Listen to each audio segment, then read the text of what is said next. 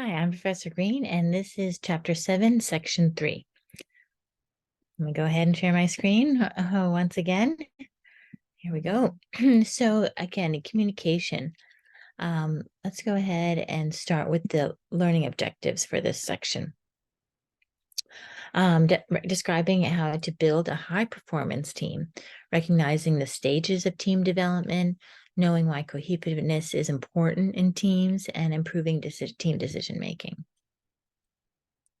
How do we build a high performance team, right? How do we become that NASCAR team that wins the race? Because it isn't just the driver, right? The driver stands on the podium, gets all the credit, but hopefully he attributes a lot of his winning to this team itself. And so, yeah, I've been on some great high performing teams, and one of the one that I think of the most is when I worked at Citibank. My team had just gotten acquired. Citibank had just acquired Smith Barney at the time. This was in the early 2000s. And so the head of engineering, or most of engineering then at Citi, had come from Smith Barney, which was an investment bank. And so we were focused on a lot of investment bank tools, but we were also focused on other tools. We had a separate division that kind of oversaw the consumer bank, but we still oversaw so rules and regulations for desktops and servers. So in any case, it was a really fun group. It was very cohesive. They had survived this acquisition, and they were really proud of themselves for being one of the leaders when it came to IT in the financial services industry. And I had joined them maybe a year or so after they got acquired. So high performance teams have members who believe in team goals and are motivated to work hard to accomplish them. They feel collectively accountable for moving in a compelling direction. Getting to this point isn't always easy, right? So they had spent a lot of years of hard work at Smith Barney, proving to the world that they were one of the best banks. And all too often, the team's members do not agree on the goal and don't share an understanding of what the team is supposed to do to accomplish. And that happens definitely as the team grew and kind of got infiltrated with other people from other banks or from other parts of the bank. We didn't always agree on the same things. But for the most part, we tried to keep it very cohesive. We had a lot of team building activities, and we always encouraged people to meet after work for happy hour and different things to socialize and get to know each other as people. We had a shared sense of purpose, giving general direction to a team, and clear identified performance targets to make that purpose more attainable. So big words, but at the end of the day, are really important things. Let's go ahead and look at this next slide about these steps in the team building process. So let me go ahead and walk you through step 1. Step 1 is all about identifying the problem or opportunity in team effectiveness. Then we move on to step 2, data gathering and analysis, so getting as much information as possible. And you can see here in the middle that, all about teamwork, participation of all the team members, by all the team members. So everybody's involved in the process from day one. And that was really why I was hired by Citibank to be a project manager, to bring all these people in the team together. So step 3 was planning for team improvements. How can we make the team more reliable, create more deliverables, etc. Actions to improve team functioning. So yeah, again, how can we make them more efficient? And then we go back and we evaluate the results again. So pretty basic project management workflow, probably nothing new here, but again, good to highlight. And if you ever have a problem with your team, sometimes this is good to review, because sometimes when we're in it, just like with emotions, we can't really see the truth about the whole situation. And I think that step 2 is such a vital piece. We often overlook all the data that we need to analyze the situation. So carefully onboarding new members. This is also why I'm a big fan of human resources, because it's their responsibility to make sure that new people know what's going on when they join a group or a team. Because new members worry about, will I be allowed to participate? Do I share the same goals? How do I fit in? Who are these people? Right? And, will I be able to influence how close do people get? Who are these people? Are conflicts likely to be upsetting? And I think no matter who you are, when you join a new team, there's a little bit of anxiety. And I think of a colleague of mine from my business school. He was very well experienced in the space industry and NASA, and he came on as a professor at Thunderbird to lead a space program. But for the first couple of months, I felt like he was like not sure exactly what his role was. And now, after a year or two, he's like, "I got it. I'm here at Thunderbird. I love it." He used to be at USC. He just feels like this is such a great program for him. But I could see, even though he was in his late 50s, he was, still feeling out the situation. And so I think we all have this type of experience when we join a new team. Behavioral profiles. So we might have a tough battler who is frustrated by lack of identity in the new group. And he might act aggressively or reject authority. Who am I in this group? A friendly helper, someone who's kind of insecure and, has some uncertainties of intimacy and control. So they like over exude themselves. And for these people, we kind of make them more confident. For the tough battler, we allow them first to share their skill set, to allow them to have a voice, to ask them, what they feel that they're good at, so that we can help really use this identity. And then the last thing is the objective thinker. So this is someone who's anxious about how their personal needs will be met in the group. So maybe they're struggling with the fit between their individual goals and the group directions, thinking like, oh no, this group goes out to happy hour every night and I have to go home to my kids. Is that going to be possible? So we want to just like listen to their needs and understand who they are as an individual and reassure them that even if they're not going to happy hour, they will still be very much included in the group. What are the stages of team development? Um, and again, I really like this one. I think we'll do this one in class because it's such a key term for people in the workplace now. People, most managers know these: forming, storming, norming, adjourning, performing. And so forming, right, getting to know each other; storming, dealing with tensions and defining group tasks. So kind of getting, I think, the wrinkles out is what I call it. Norming, building relationships and working together. And this is right where you'll spend probably, hopefully, a lot of your time in the group. And then starting to disband it and celebrate accomplishments, adjourning. I skipped performing. Performing, right? Maturing in relationships and task performance. So hopefully you'll also spend a lot of time here in performing. And then eventually just adjourning and going on to other groups, maybe creating subgroups, maybe taking on new projects in a different way, etc. Okay, here's the so right, forming stage. People ask, what can the group offer me? What will I be asked to contribute? Can my needs be met at the same time that I contribute to the group? um that's at the beginning. This is a foundational stage of the group. Storming, as I said, this is a normal place. So if your group starts to have some tension and start to disagree, that's okay. That is normal. I feel like I need to be told this every time, because sometimes when a group has this issue that I'm involved in, I get very anxious and I think, oh my gosh, I don't want to be in this group anymore. Who else can I work with? But this is just a stage, and hopefully the group can get past this stage. A norming stage, right? So this is where the turmoil gives way to precarious balance of forces, and we start to work together, maintain a balance and sustain positive energy. Deviations from team directions and criticisms from the team effort may be discouraged, right? As members experience this preliminary sense of closeness. And then we move into performing. So this is, again, where you spend a good portion of the time as a group. Now, because you've been past the first three stages, you're able to deal with complex tasks, handle internal disagreements. The structure is stable. Members are generally satisfied and motivated by team goals. And then they don't have a slide about adjourning, but the idea is that you're able to go forward and accomplish other tasks. Team maturity.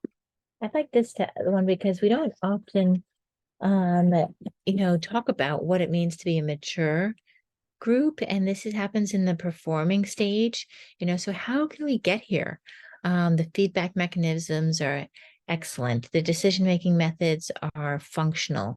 The loyalty is high. Operating procedures are flexible. I know that feeling, right?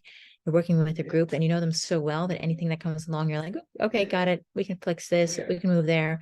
And then we hop back into where we're moving forward with. Excellent member resources, clear communications, the goals are all accepted. That's often a hard one to get to. Authority relationships are interdependent. Participation with leadership is high, and acceptance of minority views is high, right? Again, not always simple, but something to look towards. The adjourning stage here. Oh yeah, we did have a slide on adjourning. And so the team is able to disband when the work is accomplished. You've been on teams maybe where the team doesn't want to disband, which is an issue as well. They want to stick together. And that's hard too when it's not possible. I often find that there's grief involved of moving forward. Important for the many temporary teams, such as task forces, committees, project teams, and the like. Their members must be able to convene quickly, do their jobs on a tight schedule, and then adjourn, often to reconvene later if needed. So they need to go take care of other things because they may potentially be called back. Yeah, it's an important long-term test of team success. So what is the role of team cohesiveness? The degree to which members are attracted to a group and motivated to remain part of it. And teams that are successful in progressing through the stages are also able to generate high levels of cohesiveness. So that's what we want. As I said, when I was at the wonderful company, every day to all the yoga classes, 5 days a week, the accountants, the 4 or 5 of them in the accounting group, tax accounting group, would come to yoga together. And they were so cohesive. They really enjoyed each other. They came to the office even when we worked remotely. And they were really upset when the yoga program ended because of the pandemic. So we can think of cohesiveness as the feel-good factor that enables team members to work effectively together. It's like, a sundae with a cherry on top. And that affects performance, right? So that's why we're concerned about it in business school. The greater the cohesiveness, the greater the conformity of the members to team norms. Team norms are positive, beneficial for both the team performance and member satisfaction, right? Because we also care about our employees. We want them to be happy when they come to work. We want them to be satisfied with their work effort. And so when the team performance norms are negative in a highly cohesive team, the rule of conformity creates a worst case situation for the team leader and the organization. So this is not the case, right? So we want to make sure that we stay away from this as much as possible. So how can we influence team cohesiveness? Get agreement at the beginning, right? Increase homogeneity, enhance the cohesiveness within the team, make the team smaller, maybe it's too big.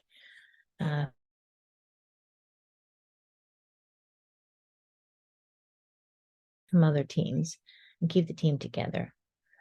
Create clear goals, membership, interactions, and size. These are the things that we're talking about. And then how to decrease cohesion. These are the opposites, right? And create disagreement, right? Disband in the team, etc. So we want to, increase the team cohesiveness at all times. How can we improve team decision making? Because again, teams are making decisions, and sometimes the process can go awry. Maybe they make wrong decisions. That's the worst when you're managing a team and then all of a sudden they're making bad decisions and you're like, hey, where did this come from? Right? They have to make a decision across an alternative course of action, and they're an important aspect of what teams achieve. And so consider the ways that teams make decisions. How many major decisions do they get made first? And Edward Schein has worked extensively with teams to identify, analyze, and improve their decision processes because he was really passionate about making sure that teams made the best decisions. So he created these 6 methods, which we'll go through here, that help create better decisions. So first is lack of response. And so this is what's saying that the team has to make a decision. Nobody really wants to make a decision. And then they kind of have a default decision, and that's often not the right decision. And this happens, as it says, early sometimes when new members are struggling with identities and confidence, or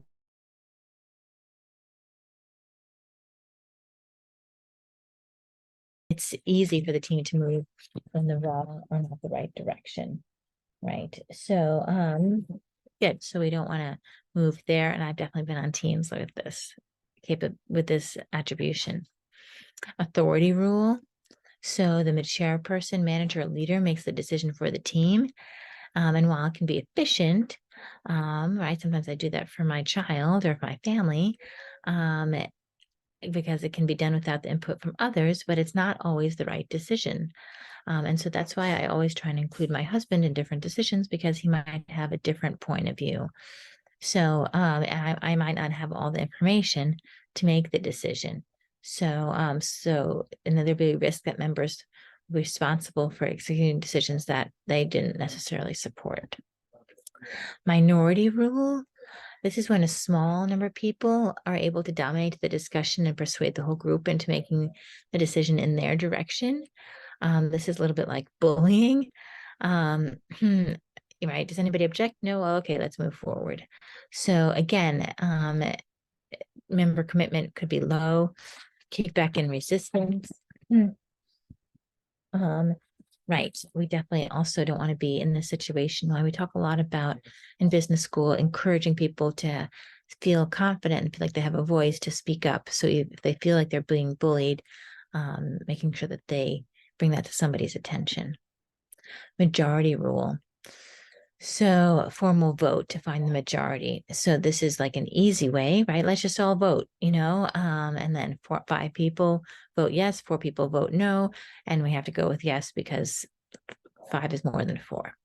But what happens here is that the 4 then feel like all bummed because their route didn't work, and then there can be a whole other bunch of different programs of problems. Creates coalitions, etc. The people that are, losers, then they have their own coalition. And so, yeah, and the people who won have their coalition. Now you have like 2 groups fighting each other within one group.